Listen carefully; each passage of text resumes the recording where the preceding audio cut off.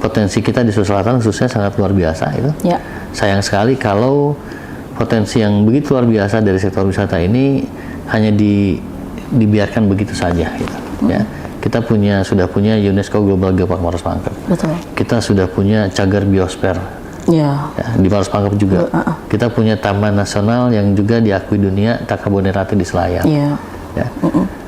Sekarang tadi harapannya yaitu SDM pariwisata di Sulawesi Selatan semakin meningkat agar menjamin keberlanjutan dari pengelolaan destinasi wisata yang ada di Sulawesi Selatan.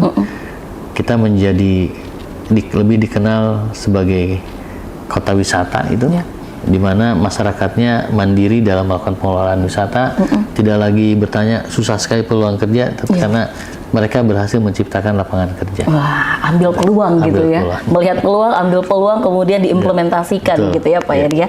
Baik, terima kasih Pak Yadi.